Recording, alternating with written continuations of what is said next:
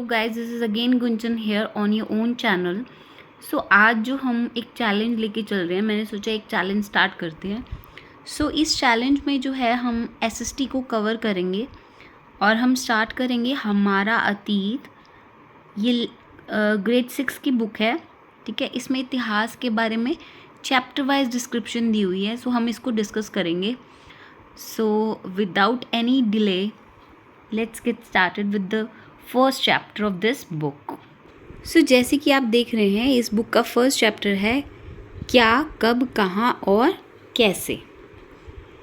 सो बेटा, इस बुक में जो है ना एक्सप्लेन किया हुआ है आपको कि कैसे, कब, कहाँ, क्या हुआ था। इसमें रशीदा का एक सवाल है, वो एक न्यूज़पेपर लेके बैठती है और वो पूछती है 100 साल पहले। तो वो जानना चाहती है कि पहले क्या होता था, पहले कैसे लोग रहते थे, क्या खाते थे, कहाँ रहते थे, कहाँ जाते थे, क्या उगाते थे। तो इस सब के बारे में डिटेल में इस चैप्टर में दिया हुआ है। उसको हम फर्स्टली रीड करेंगे और फिर उसको समझेंगे। ओके, ये जानने के लिए कि कल क्या हुआ था, हम रेडियो टेलीविज़न देख सकते हैं या अखबार पढ़ सकते हैं या फिर किसी ऐसे व्यक्ति से बात कर सकते हैं जिसे उस समय की स्मृति हो। लेकिन बहुत साल पहले क्या हुआ था, ये कैसे जाना जा सकता है। So this is a question mark कि क्या हुआ था, कब, क्या, किसने क्या किया था, कौन सा राजा था। तो ये हमारे लिए क्वेश्चन मार्क है, ठीक है। सो इसमें हम पढ़ेंगे अतीत के बारे में जानना। मीन्स कि जो पुराने टाइम में है वो लोग क्या खाते थे, क्या पहनते थे, किस तरह के घरों में रहते थे, लोग क्या काम करते थे, बच्चे कौन से खेल खेलते थे, कौन सी कहानियाँ सुनते थे, कहाँ रहते थे। तो वो सब कुछ डिटेल में इस चैप्टर में समझाया हुआ है आपको, ठीक है। सो पहला क्वेश्चन माइंड में आता है कि लोग कहाँ पर रहते थे। कई वर्ष पहले लोग नर्मदा नदी के तट पर रहते थे। वे वहाँ की परिस्थितियों की अच्छी तरह से जानते थे।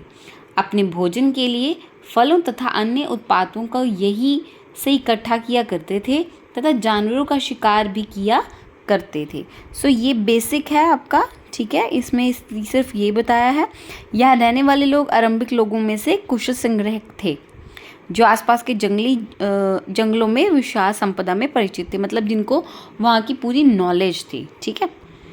तो अब क्वेश्चन आता है कि क्या उगाया जाता था और कहाँ पर उगाया जाता था, ठीक है। उत्तर पश्चिम की सुलेमान और किथक पर लगभग 8000 वर्ष सब पहले यानी पूर्व सबसे पहले गेहूं और जौ उपजाया गया था, जो आरंभ किया गया था, ठीक है।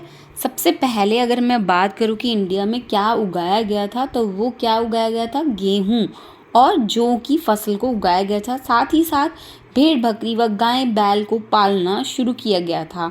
ये लोग वहाँ गाँव में रहते थे, ठीक है। उत्तर पूर्वी में गारो और मध्य में विंध्य पहाड़ियाँ यहाँ की कृषि का विकास हुआ था, जहाँ सबसे पहले चावल उगाया गया था और वे स्थान थे विंध्य के उत्तर में, ठीक है। यहाँ पे आपको इस मैप में बहुत सारी नदियाँ बताई गई हैं, कौन सी नदी कहाँ थी, कैसे थी और कौन किसकी सहायक नदी होती है। सहायक नदी का मतलब होता है कि जो बड़ी नदी होती है उसके साथ जो मिल जाती हैं नदियाँ, उसको आप क्या बोलते हैं, उसकी सहायक नदियाँ, ठीक है।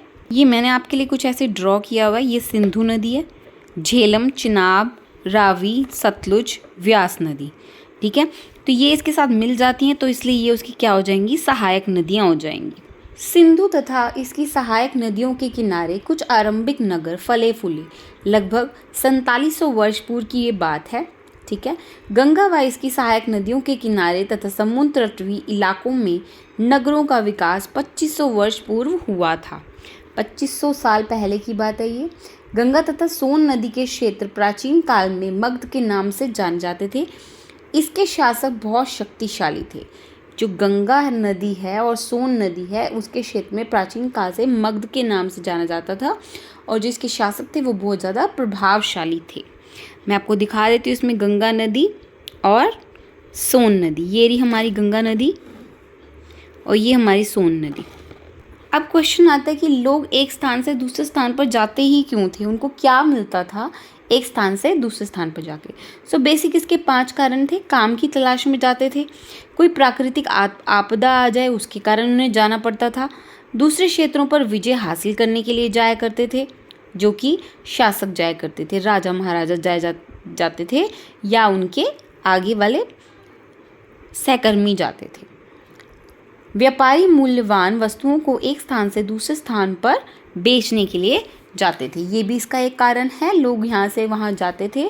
कुछ नए रोचक स्थानों की खोज में भी लोग इधर से उधर घूमा करते थे।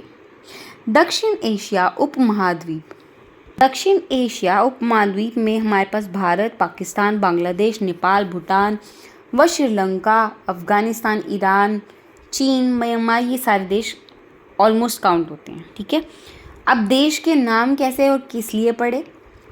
अपने देश के लिए हम इंडिया तथा भारत जैसे नामों का प्रयोग करते हैं। इंडिया शब्द इंडियन इंडस से निकला है, जिसका अर्थ संस्कृत में अगर हम पढ़ें तो उसका अर्थ होता है सिंधु। ये क्वेश्चन आपका गवर्नमेंट पेपर के हिसाब से बहुत इंपॉर्टेंट है कि अगर इंडिया को पहले क्या बुलाया जाता था और इंडिया का उसका संस्कृत में क्या मतलब है। तो संस्कृत में उसका मतलब है सिंधु और वो इंडस शब्द से निकला है। ये अप्रॉक्सीमेटली 2500 वर्ष पुरानी बात है। ईरानियों और यूनानियों ने सिंधु को इंडस कहा था। भारत नाम का प्रयोग उत्तर, पूर्वी, पश्चिम में किया जाता है, वहाँ के लोग किया करते थे, जिसका जिक्र जो है ऋग्वेद में किया गया है। अब आती है बारी हमारी पांडुलिपि की। तो जो पुस्तकें अतीत में लिखी गई वो हाथ से लिखी गई थी। हाथ से लिखी जाने के कारण इन्हें पांडुलिपि कहा जाता था। अंग्रेजी में इसे मैन्यूस्क्रिप्ट कहते हैं। मैन्यू का मतलब होता है हाथ, ठीक है, जो हाथ से लिखा जाता है। यह लिपि ताड़पत्रों और हिमालय में उगने वाले भुर्ज नामक पेड़ की छाल को लिखी जाती थी। कुछ पांडुलिपियाँ आज भी उपलब्ध हैं तथा कुछ को कीड़ों ने खा लिया और वो समाप्त हो गई। राजा रानी तथा कुछ लोग अपने कामों का विवरण करते थे ताकि लोग उसे पढ़ सकें। पहले शासक अपनी लड़ाइयों का लेखा जोखा रखा करते थे। इसके अतिरिक्त अन्य कुछ वस्तुओं का भी अतीत में बनी हुई पुरातन वन कहते थे, जो ये पूरा लेखा जोखा रखते थे। वो ही उन सबको रीड भी कर सकते थे। जैसे हमारे पास यहाँ पे एक लिपि दी हुई है ये, अब इनको जो रीड कर सकते हैं उनको हम बोलते हैं पुरातन विद।